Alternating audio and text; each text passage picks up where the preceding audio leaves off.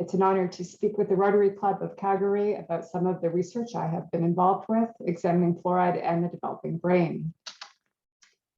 Now, to get started, it is important to distinguish between topical and systemic sources. Topical sources include dental products such as toothpaste, mouth rinses, and fluoride gels, where fluoride is found at very high concentrations, but keep in mind, these sources are not meant to be ingested. Systemic sources refer to the fluorides that are ingested. These include fluoridated water, black tea, depending on where it's grown, some food types like grapes, depending on whether fluoridated pesticides are used, and fluoride supplements. Importantly, the main source of fluoride is fluoridated water and beverages that are made with fluoridated water, accounting for over 80% of our daily intake in adults. In Canada and the United States, the optimal concentration of fluoride in drinking water is currently set at 0.7 milligrams per liter to protect against tooth decay. This compares against the much lower level of naturally occurring fluoride that is found in most fresh water. The mean water level of fluoride in fresh water is about 0.05 milligrams per liter, but in some geographic areas, naturally occurring fluoride can be much higher. In Canada, the maximum acceptable level of fluoride in public water systems is 1.5 milligrams per liter. Now, this timeline highlights some relevant events over the past 80 years. Starting with the 1940s, community water fluoridation was first studied and implemented.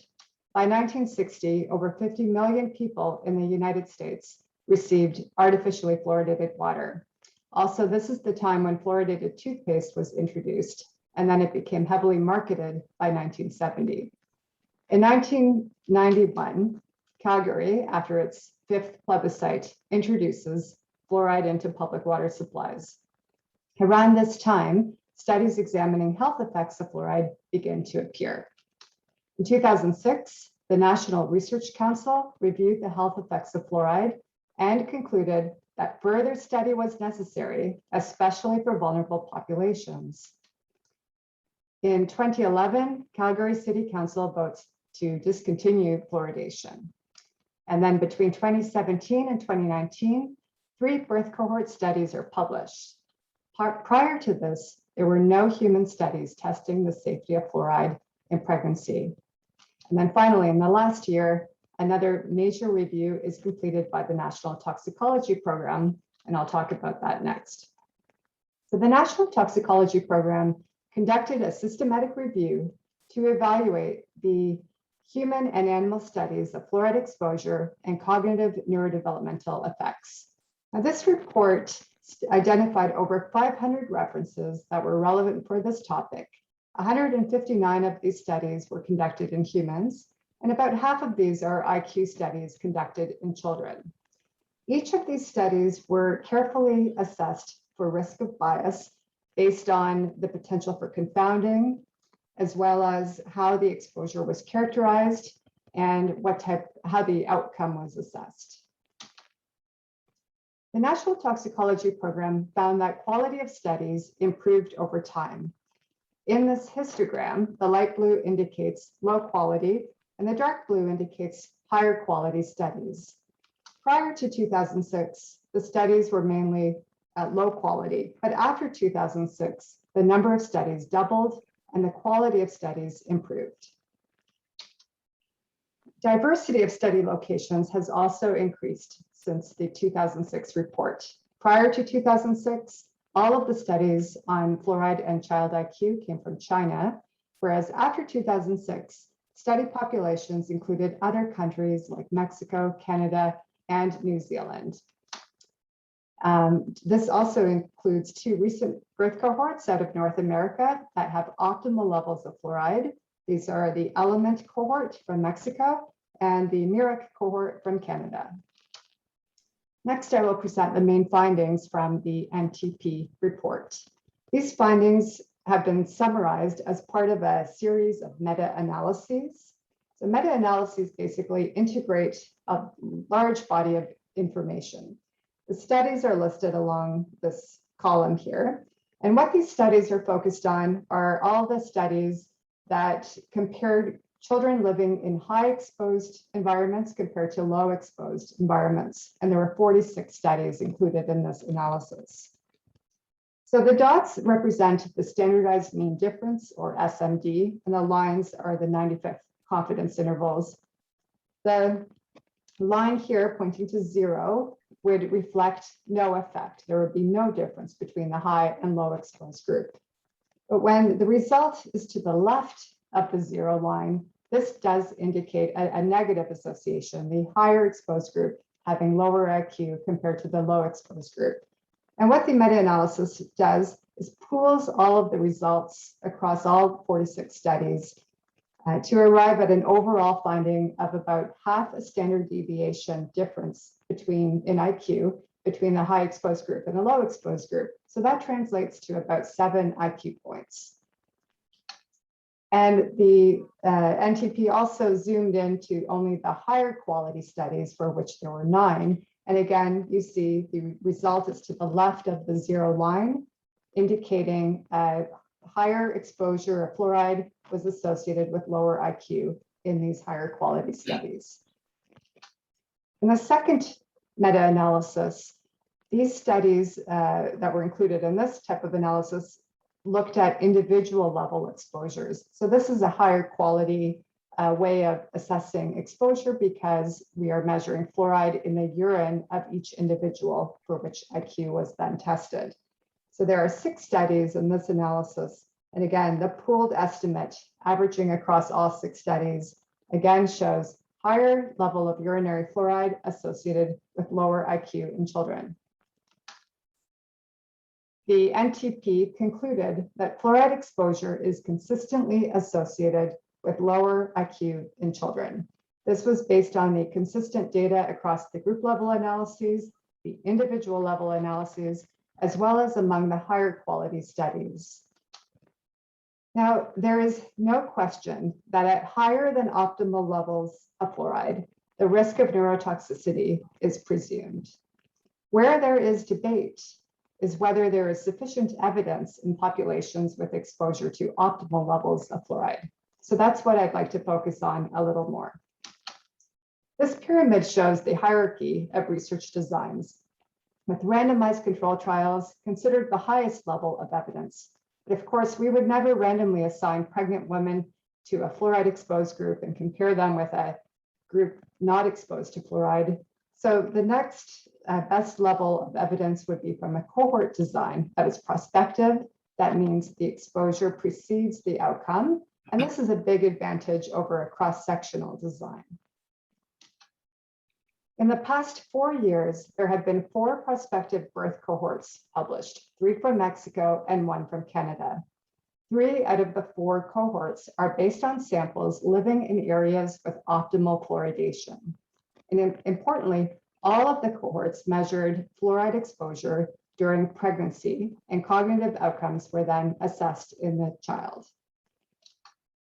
So starting with the first birth cohort out of Mexico City, this involved the Element cohort.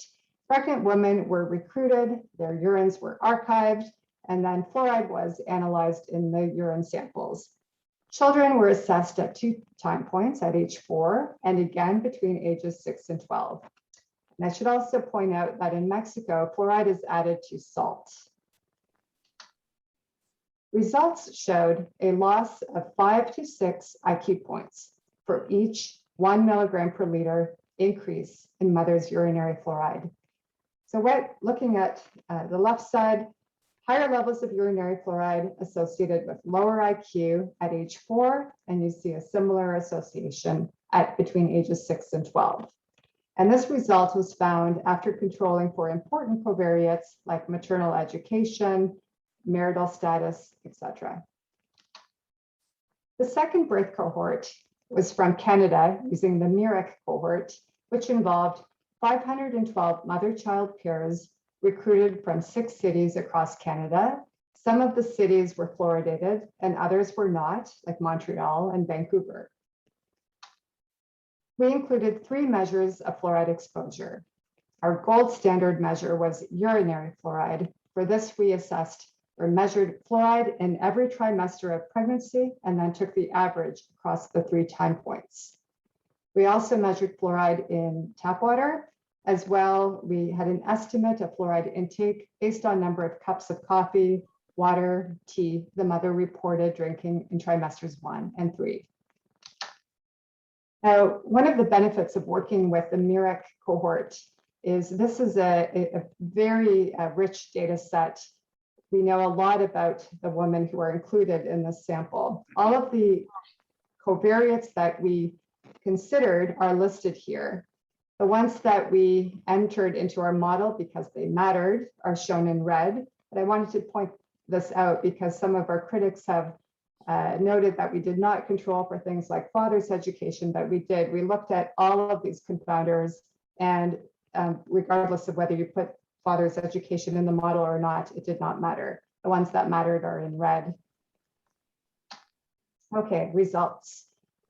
Maternal urinary fluoride was found to be associated with lower IQ, so a 4.5-point decrement in boys, but not girls, for 1 milligram per liter increase in urinary fluoride. For water fluoride concentration, we found a 5-point decrement in IQ per 1 milligram per liter increase in fluoride in water. For fluoride intake, we found a 3.5-point decrement in IQ for both boys and girls per 1 milligram increase in fluoride intake. So to summarize, a 1 unit increase in fluoride exposure was associated with a 3 to 5-point IQ decrement. You may be wondering, what are the implications of 1 milligram per liter? Is that a high level?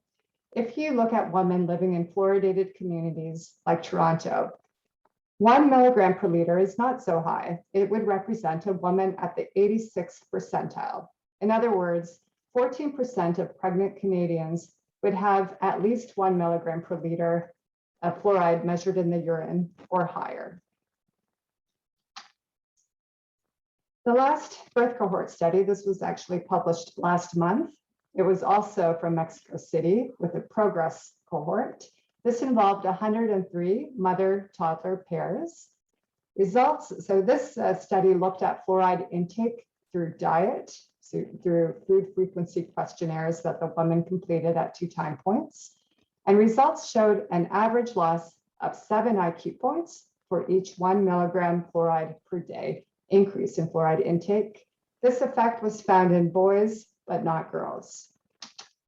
I should also note that early life exposure to fluoride has also been associated with other health outcomes, including ADHD. The first study was published in 2015. This was an ecologic study. I won't go into detail because this was a study that did not measure the actual exposure in each individual, but the other 2 studies did. So in the Mexico study from the ELEMENT cohort, we found that fluoride measured in pregnancy, in the urine of the mothers, predicted symptoms of ADHD-like behaviors. So higher levels of urinary fluoride in the pregnant mom predicted higher ADHD symptoms in the child between ages 6 and 12. A more recent study conducted out of Canada using the Canadian Health Measures Survey, this involved 710 youth between the ages of 6 to 17, found a strong association between fluoride in tap water and prevalence of ADHD. So we found a 0.5 milligram per liter difference. So that's roughly the difference between the water fluoride in Toronto versus Calgary. That difference predicted a rise in ADHD prevalence from 5.5 to 14%. So what about postnatal fluoride exposure? This is particularly important given that about 70 to 75% of infants receive formula in the first 6 months of life, and the vast majority of caregivers use tap water to reconstitute formula. This figure shows infant dietary fluoride intake using non-fluoridated water, so that's the light blue bars, or breast milk. Breast milk contains very low concentrations of fluoride due to the limited transfer of fluoride from the plasma into breast milk. So you can see if a child is given formula made with non-fluoridated water, it would not be getting much fluoride intake. That makes sense. However, if the formula is reconstituted with fluoridated water, the dietary intake exceeds the level that is considered to be the tolerable upper intake level. So 0.07 is kind of the maximum that you would not want to cross. But you see that the dosage is much higher for an infant receiving fluoridated formula made with fluoridated water compared to non-fluoridated water, especially in the first 6 months of life. In other words, formula-fed infants living in fluoridated areas have an approximate 70-fold higher fluoride intake than exclusively breastfed infants. So we then asked, are formula-fed infants at risk of lower IQ if formula is made with fluoridated water? So the design is shown here. Basically, at the 6 month visit, the women were asked if they were exclusively breastfeeding. If the mother was still breastfeeding the infant, infants were placed in the breastfed group. If the child was introduced to formula, they were put into the formula-fed group. So we have roughly half and half. And then we used water fluoride to see if that predicted childhood IQ between the ages of 3 and 4. What we found was that higher levels of water fluoride, so shown on the x-axis, higher levels of fluoride in the water predicted a 4.4 point decrement in IQ, but only in the formula-fed group. So basically, the infants who were formula-fed with very low levels of fluoride in their water would be over here. Infants fed formula with higher levels of fluoride would be here. And we found that there was a 4.5 point decrement per 0.5 milligram per liter increase in water fluoride. Now, we did not see the same association in the breastfed group, presumably because the breastfed infants are not receiving fluoride in the first 6 months of life. You may wonder, are there any benefits of using fluoridated tap water to mix infant formula? The answer is no. Fluoride's predominant beneficial effect is post-tooth eruption. Still, the vast majority, 93% of caregivers who feed formula to infants use tap water. So why should we care about a few IQ points? This bell curve shows about an equal number of children falling in the challenged range as they are in the gifted range. Now, if we shift the entire population by 5 points, we would have many more children falling in the challenged range and that many fewer falling in the gifted range. So the level of impact at the population level is staggering. Another reason we should care is because we can do something to reduce this risk of neurotoxicity to the developing brain. So based on the consistency of our findings across our different exposure measures, as well as the consistency with other birth cohort studies, as well as the magnitude of the effect, we concluded after much deliberation that the findings indicate the need to reduce fluoride intake during pregnancy. We should consider fluoride intake from all sources, but especially among pregnant women and infants living in parts of the world where fluoride is found in drinking water. So this is mainly in North America, Brazil, Australia, New Zealand. You will notice that most of Europe, 98% of Europe, does not add fluoride to drinking water. And I'd like to conclude with a few comments about why the safety of fluoridation is still not settled after 75 years of this public health practice. And to answer this, it is important to understand the origin of the belief. In the early 1950s, when fluoridation was introduced, scientists and health organizations said that fluoride is safe based on the available evidence. People who questioned this idea were often dismissed as anti-science fanatics. Now, when our paper was published in JAMA Pediatrics as the third birth cohort study showing an association between fluoride and lower IQ, experts continued to conclude that fluoride is unequivocally safe. This is an example of a quote. There are thousands of articles pointing to the safety of fluoridation, Yet there was not a single study conducted in pregnant women showing safety. And at the time that our paper came out, we were the third study to show the opposite. So this is an example of the tendency to protect our deeply held convictions, especially when views come under attack. This is what Daniel Kahneman, Nobel Prize winner, would call confirmation bias.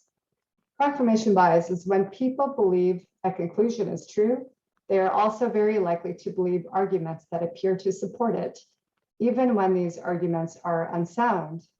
So this bias is rampant when it comes to fluoride, and scientists are not immune from this bias either. We easily spot flaws in studies that disagree with our beliefs, but when the study supports our position, we might overlook the flaws or decide they are trivial. So how do we move forward? For a topic as controversial as the safety of fluoride, we need to consider all the evidence with a commitment to the best available science. Now we have the most comprehensive document on this topic than ever before. It was put together by a very qualified and experienced group of scientists who were screened for conflicts of interest, who were trained to wade through every study. It was their duty to judge each study's quality carefully, regardless of whether it supports one position or another.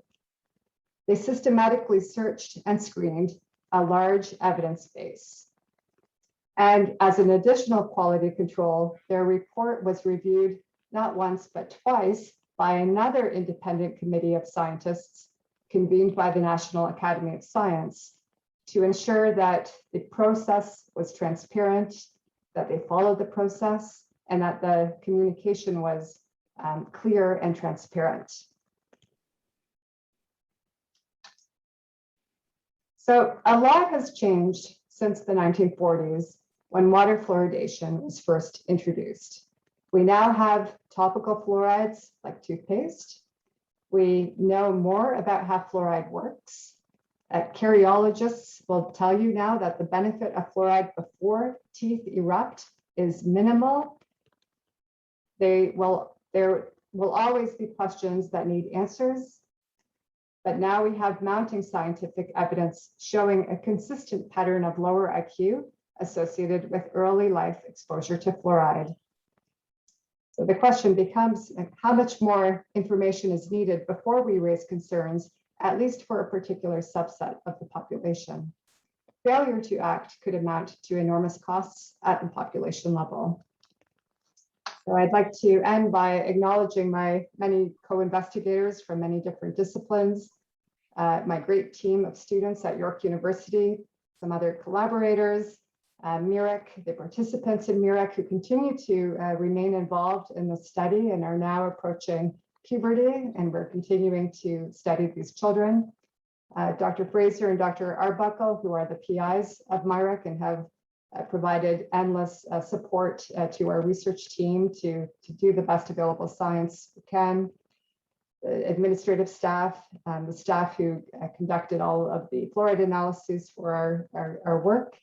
And last but not least, the funding sources, NIH and the Canadian Institute of Health Research.